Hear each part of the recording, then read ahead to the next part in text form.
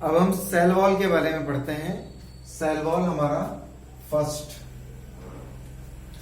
तो cell wall outer most rigid protective and supportive covering on cell membrane.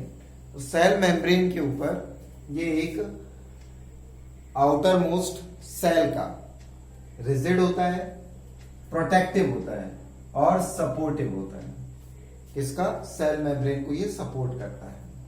किस किस में ये फाइंड आउट होता है?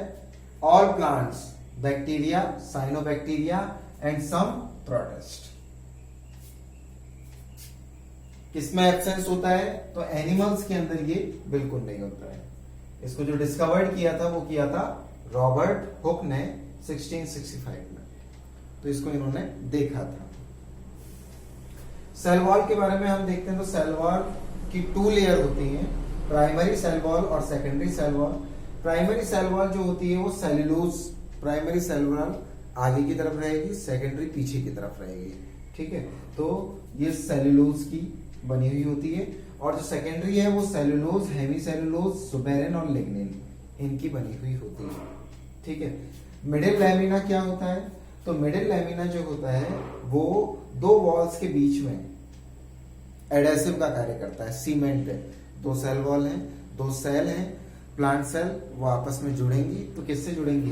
ये लैमेला के थ्रू जुड़ेंगी और बीच में रहेगी तो इसे मिडिल लैमिना। मतलब 2 ब्रिक्स सीमेंट से जो जुड़ती हैं, 2 ब्रिक्स सीमेंट से जुड़ती हैं तो बीच का सीमेंट, तो इनके बीच का सीमेंट जो है वो मिडिल लैमिना कहलाता है। प्लाज्मोडेस्माटा, तो प्लाज्मोडेस्माटा एक जंक्शन है जिसके थ्रू एक सेल से दूसरी सेल के अंदर कोई भी चीज आनी जानी होती है, ट्रांसपोर्टेशन होता है। तो ये प्लाज्मोडेस्माटा है। Intercellular junction between the adjacent cell help in exchange of materials between the cell.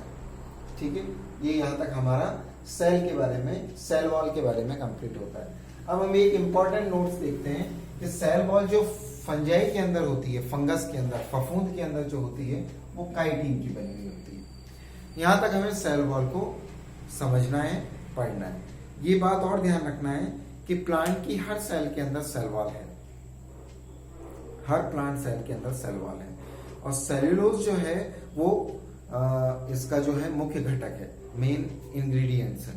तो सेल वॉल जो है हमारी जो हमारा जो डाइजेस्टिव सिस्टम है वो सेल वॉल को डाइजेस्ट नहीं कर पाता है। तो डाइजेस्ट नहीं कर पाएगा तो क्या होगा? लेकिन सेल्यूलोज जो है, क्योंकि सेल्यूलोज सेल वॉल सेल्यूलोज से बनी हुई होती है, तो सेल्यूलोज जो है वो सेल्यूलोज हमारी जो इंटेस्टाइन होती है उसकी विलाई, माइक्रोविलाई, जो कि उसका जो डाइजेस्टिव फूड है उसको एब्जॉर्ब करती है, उसको साफ करने में बहुत अच्छी भूमिका निभाता है, उसे साफ करता है। अब हम देखते हैं कि सेल वॉल के फंक्शन क्या क्या है। तो सेल वॉल जो है प्रोटेक्शन प्रोवाइड कराती है मैकेनिकल इंजरीज से। किसको प्रोटेक्शन कराएगी?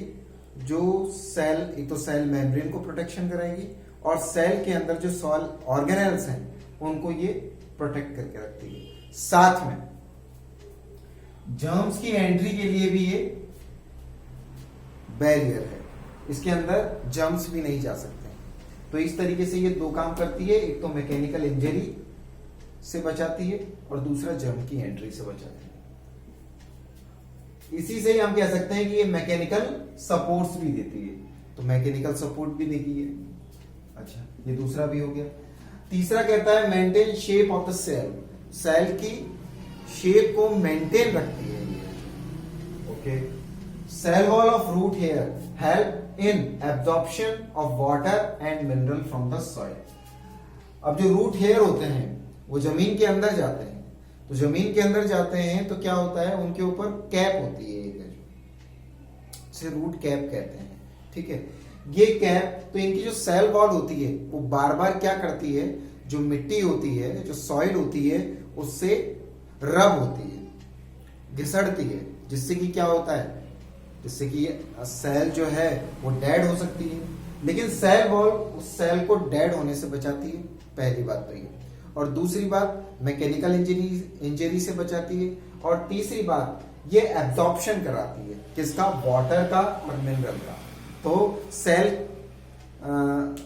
जो रूट है, सेल रूट, वो कितने भी अंदर तक जमीन के नीचे चली जाती है लेकिन रूट को इंजरी नहीं होती है, तो ये काम करती है। इसके अलावा इसके अंदर हमने पढ़ा है सुबेरिन और क्यूटिन नाम के दो सब्सटेंस होते हैं। ये सब्सटेंस क्या करते हैं, ये इवोपरेशन को प्रिवेंट करते हैं, इनसे इवोपरेशन नहीं हो पाता है, और इवोपरेशन नहीं होगा तो वाटर का लॉस नहीं होगा। ठीक है, नेक्स्ट है हमारे पास में, it helps in keeping balance between intracellular osmotic pressure. Osmosis हम जानते हैं सेल वॉल के कारण ही जो प्लांट सेल है वो स्वेल तो होती है लेकिन बस्ट नहीं होती है।